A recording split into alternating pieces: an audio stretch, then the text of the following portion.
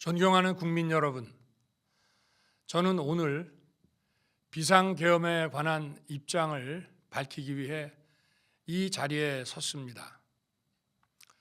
지금 야당은 비상계엄 선포가 내란죄에 해당한다며 광란의 칼춤을 추고 있습니다. 정말 그렇습니까? 과연 지금 대한민국에서 국정마비와 국헌문란을 벌이고 있는 세력이 누구입니까?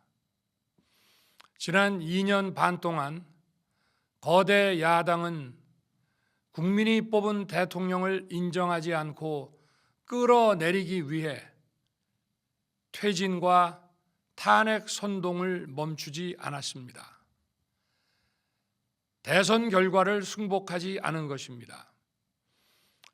대선 이후부터 현재까지 무려 178회에 달하는 대통령 퇴진 탄핵 집회가 임기 초부터 열렸습니다. 대통령의 국정 운영을 마비시키기 위해 우리 정부 출범 이후부터 지금까지 수십 명의 정부 공직자 탄핵을 추진했습니다. 탄핵된 공직자들은 아무 잘못이 없어도 소추부터 판결 선고시까지 장기간 직무가 정지됩니다. 탄핵이 발의되고 소추가 이루어지기 전 많은 공직자들이 자진 사퇴하기도 하였습니다. 탄핵 남발로 국정을 마비시켜 온 것입니다. 장관, 방통위원장 등을 비롯하여 자신들의 비위를 조사한 감사원장과 검사들을 탄핵하고 판사들을 겁박하는 지경에 이르렀습니다. 자신들의 비위를 덮기 위한 방탄 탄핵이고 공직기관과 법질서를 완전히 무너뜨리는 것입니다. 뿐만 아니라 위헌적 특검 법안을 27번이나 발의하면서 정치 선동 공세를 가해 왔습니다. 급기야는 범죄자가 스스로 자기에게 면죄부를 주는 셀프 방탄 입법까지 밀어붙이고 있습니다. 거대 야당이 지배하는 국회가 자유민주주의의 기반이 아니라 자유민주주의 헌정 질서를 파괴하는 괴물이 된 것입니다. 이것이 국정마비요, 국가 위기 상황이 아니면 무엇이란 말입니까? 이것뿐만이 아닙니다. 지금 거대 야당은 국가 안보와 사회 안전까지 위협하고 있습니다. 예를 들어 지난 6월 중국인 3명이 드론을 띄워 부산에 정박 중이던 미국 항공모함을 촬영하다 적발된 사건이 있었습니다. 이들의 스마트폰과 노트북에서는 최소 2년 이상 한국의 군사시설들을 촬영한 사진들이 발견됐습니다. 지난달 40일에는 40대 중국인이 드론으로 국정원을 촬영하다 붙잡혔습니다. 이 사람은 중국에서 입국하자마자 곧장 국정원으로 가서 이 같은 일을 벌인 것으로 확인됐습니다. 하지만 현행 법률로는 외국인의 간첩 행위를 간첩죄로 처벌할 길이 없습니다. 이러한 상황을 막기 위해 형법의 간첩죄 조항을 수정하려 하였지만 거대 야당이 완강히 가로막고 있습니다. 지난 정권 당시 국정원의 대공수사권을 박탈한 것도 모자라서 국가보안법 폐지도 시도하고 있습니다. 국가 안보를 위협하는 간첩을 잡지 말라는 것 아닙니까? 북한의 불법적인 핵무장과 미사일 위협 도발에도, GPS 교란과 오물 풍선에도, 민주노총 간첩 사건에도 거대 야당은 이에 동조할 뿐 아니라 오히려 북한 편을 들면서 이에 대응하기 위해 고군분투하는 정부를 흠집내기만 했습니다. 북한의 불법 핵 개발에 따른 유엔 대북 제재도 먼저 풀어야 한다고 주장합니다. 도대체 어느 나라 정당이고 어느 나라 국회인지 알 수가 없습니다. 검찰과 경찰의 내년도 특경비, 특활비 예산은 아예 0원으로 깎았습니다. 금융 사기 사건, 사회적 약자 대상 범죄, 마약 수사 등 민생 침해 사건 수사, 그리고 대공 수사에 쓰이는 기묘한 예산입니다. 마약, 딥페이크 범죄 대응 예산까지도 대폭 삭감했습니다. 자신들을 향한 수사 방해를 넘어 마약 수사, 조폭 수사와 같은 민생 사범 수사까지 가로막는 것입니다. 대한민국을 간첩 천국, 마약 소굴, 조폭 나라로 만들겠다는 것 아닙니까? 이런 사람들이야말로 나라를 망치려는 반국가 세력 아닙니까? 그래놓고 자신들의 특권을 유지하기 위한 국회 예산은 오히려 늘렸습니다. 경제도 위기 비상 상황입니다. 거대 야당은 대한민국의 성장 동력까지 꺼뜨리려고 하고 있습니다. 민주당이 삭감한 내년 예산 내역을 보면 잘 알 수 있습니다. 원전 생태계 지원 예산을 삭감하고 체코 원전 수출 지원 예산은 무려 90%를 깎아버렸습니다. 차세대 원전 개발 관련 예산은 거의 전액을 삭감했습니다. 기초과학연구, 양자, 반도체, 바이오 등 미래 성장 동력 예산도 대폭 삭감했습니다.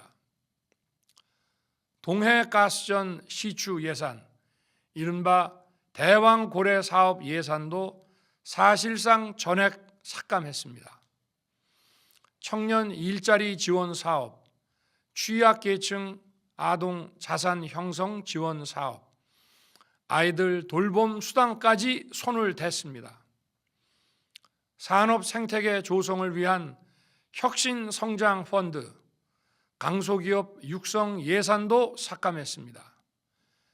재해 대책 예비비는 무려 1조 원을 삭감하고 팬데믹 대비를 위한 백신 개발과 관련 R&D 예산도 깎았습니다. 이처럼 지금 대한민국은 거대 야당의 의회 독재와 폭거로 국정이 마비되고 사회 질서가 교란되어 행정과 사법의 정상적인 수행이 불가능한 상황입니다. 국민 여러분, 여기까지는 국민 여러분께서도 많이 아시고 계실 것입니다. 하지만 제가 비상계엄이라는 엄중한 결단을 내리기까지 그동안 직접 차마 밝히지 못했던 더 심각한 일들이 많이 있습니다. 작년 하반기 선거관리위원회를 비롯한 헌법기관들과 정부 기관에 대해 북한의 해킹 공격이 있었습니다. 국가정보원이 이를 발견하고 정보 유출과 전산 시스템 안전성을 점검하고자 했습니다. 다른 모든 기관들은 자신들의 참관하에 국정원이 점검하는 것에 동의하여 시스템 점검이 진행되었습니다. 그러나 선거관리위원회는 헌법기관임을 내세우며 완강히 거부하였습니다. 그러다가 선관위의 대규모 채용 부정 사건이 터져 감사와 수사를 받게 되자 국정원의 점검을 받겠다고 한 발 물러섰습니다. 그렇지만 전체 시스템 장비의 아주 일부분만 점검에 응하였고 나머지는 불응했습니다. 시스템 장비 일부분만 점검했지만 상황은 심각했습니다. 국정원 직원이 해커로서 해킹을 시도하자 얼마든지 데이터 조작이 가능하였고 방화벽도 사실상 없는 것이나 마찬가지였습니다. 비밀번호도 아주 단순하여 1, 2, 3, 4, 5 같은 식이었습니다. 시스템 보안관리 회사도 아주 작은 규모의 전문성이 매우 부족한 회사였습니다. 저는 당시 대통령으로서 국정원의 보고를 받고 충격에 빠졌습니다. 민주주의의 핵심인 선거를 관리하는 전산 시스템이 이렇게 엉터리인데 어떻게 국민들이 선거 결과를 신뢰할 수 있겠습니까? 선관위도 국정원의 보안 점검 과정에 입회하여 지켜보았지만 자신들이 직접 데이터를 조작한 일이 없다는 변명만 되풀이할 뿐이었습니다.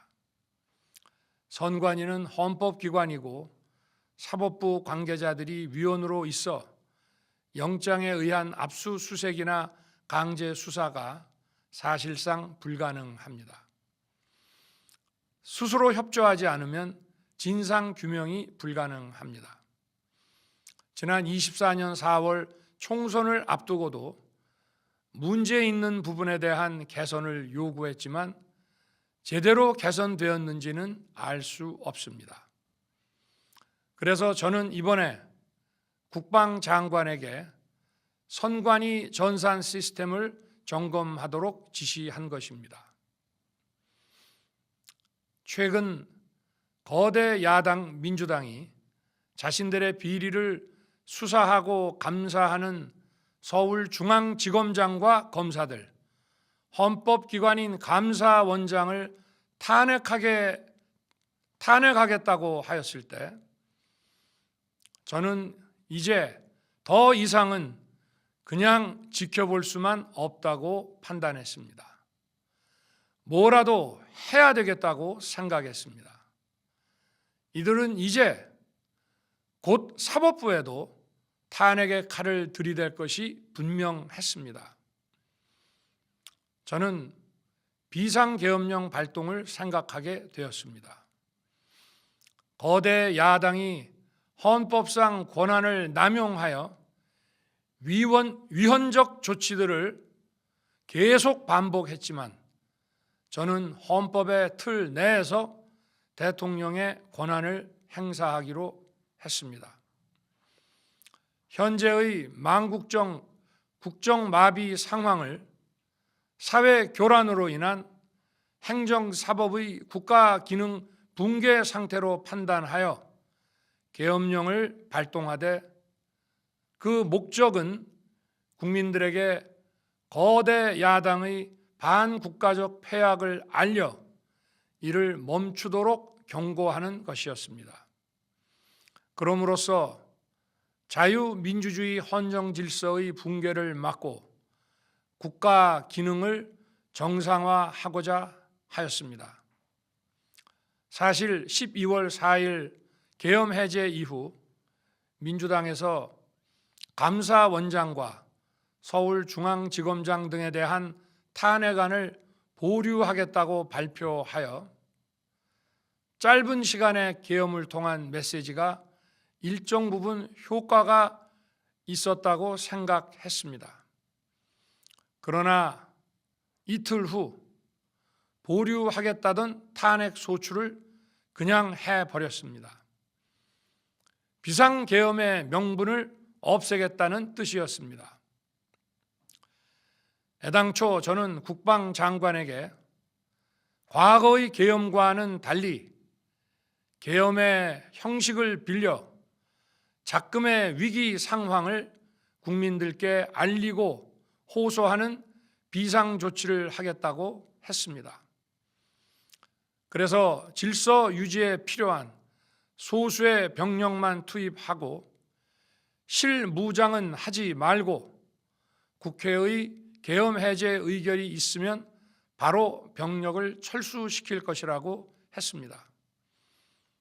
실제로 국회의 계엄 해제 의결이 있자 국방부 청사에 있던 국방장관을 제 사무실로 오게 하여 즉각적인 병력 철수를 지시하였습니다.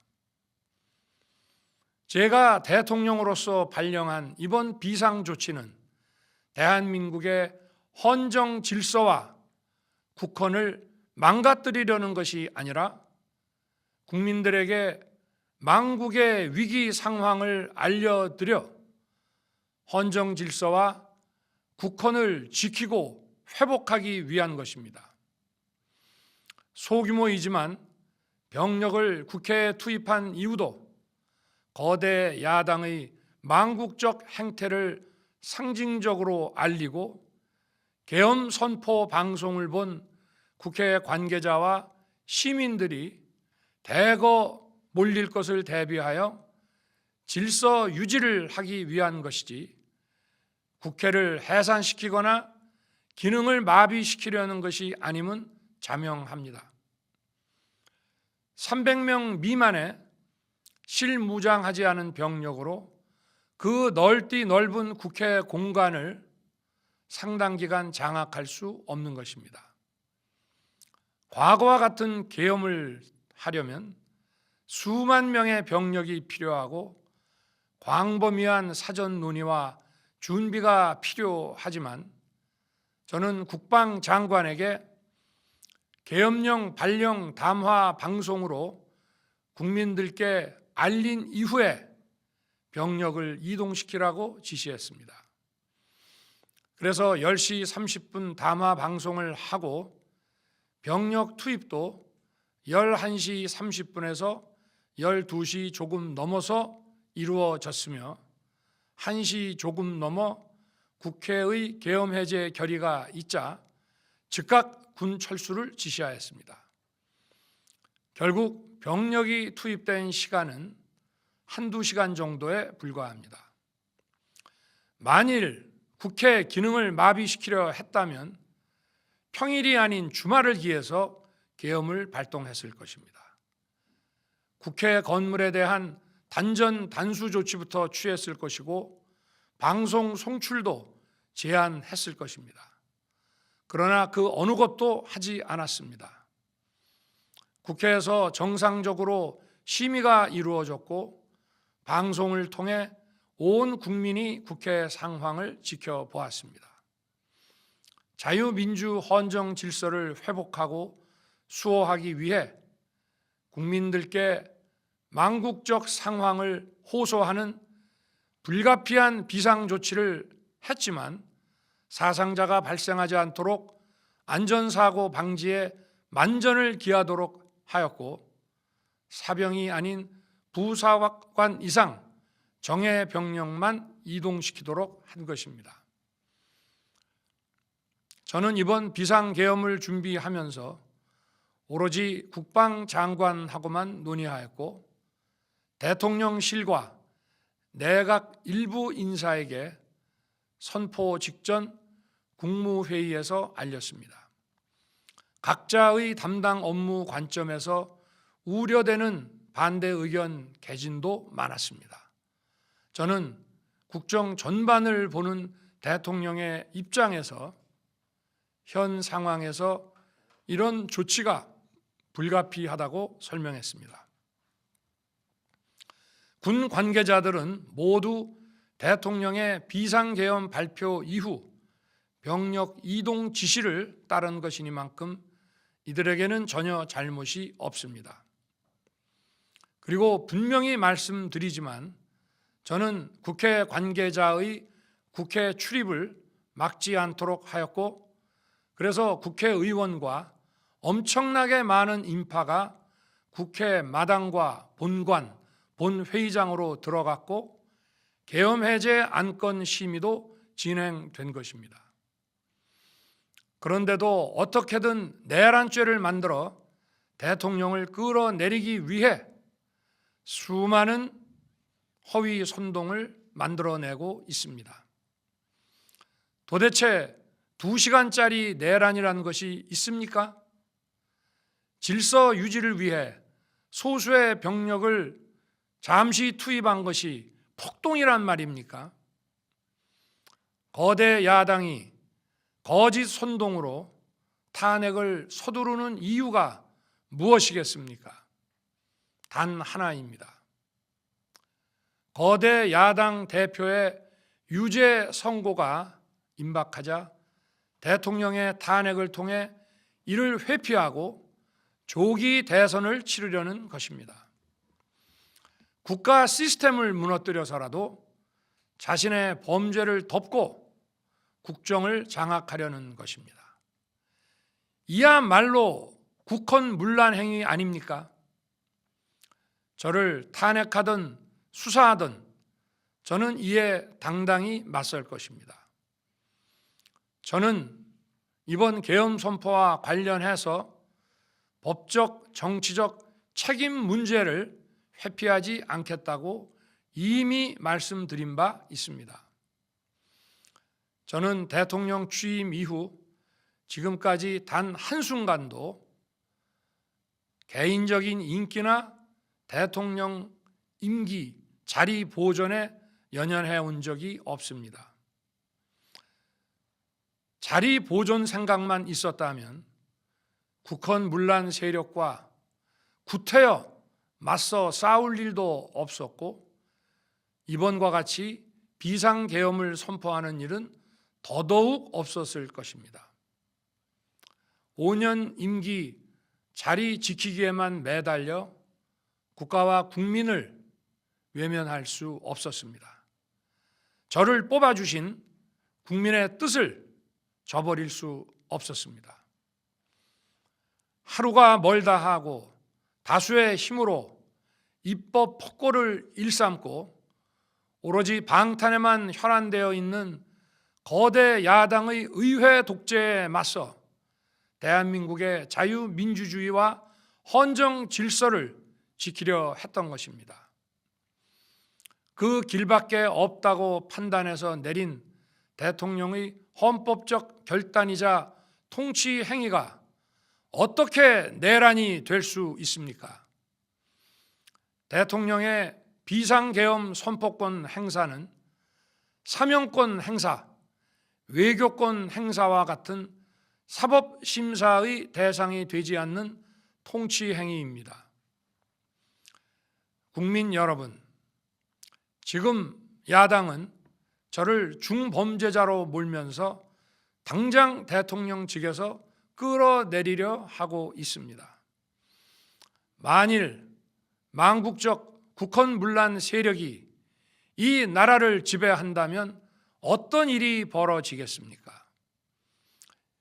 위헌적인 법률, 셀프 면죄부 법률, 경제 폭망 법률들이 국회를 무차별 통과해서 이 나라를 완전히 부술 것입니다. 원전 산업, 반도체 산업을 비롯한 미래 성장 동력은 고사될 것이고 중국산 태양광 시설들이 전국의 살림을 파괴할 것입니다. 우리 안보와 경제의 기반인 한미 동맹, 한미일 공조는 또다시 무너질 것입니다. 북한은 핵과 미사일을 고도화하여 우리의 삶을 더 심각하게 위협할 것입니다. 그러면 이 나라 대한민국의 미래가 어떻게 되겠습니까? 간첩이 활개치고 마약이 미래 세대를 망가뜨리고 조폭이 설치는 그런 나라가 되지 않겠습니까? 지금껏 국정 마비와 국헌 문란을 주도한 세력과 범죄자 집단이 국정을 장악하고 대한민국의 미래를 위협하는 일만큼은 어떤 일이 있어도 막아야 합니다. 저는 끝까지 싸울 것입니다. 국민 여러분, 국정 마비의 망국적 비상 상황에서 나라를 지키기 위해, 국정을 정상화하기 위해 대통령의 법적 권한으로 행사한 비상계엄 조치는 대통령의 고도의 정치적 판단이고 오로지 국회의 해제 요구만으로 통제할 수 있는 것입니다. 이것이 사법부의 판례와 헌법학계의 다수 의견임을 많은 분들이 알고 있습니다. 저는 국회 해제 요구를 즉각 수용했습니다. 계엄 발령 요건에 관해 다른 생각을 가지고 계신 분들도 있습니다만, 나라를 살리려는 비상 조치를 나라를 망치려는 내란 행위로 보는 것은 여러 헌법학자와 법률가들이 지적하는 바와 같이 우리 헌법과 법 체계를 심각한 위험에 빠뜨리는 것입니다. 저는 묻고 싶습니다. 지금 여기저기서 광란에 칼춤을 추는 사람들은 나라가 이 상태에 오기까지 어디서 도대체 무엇을 했습니까?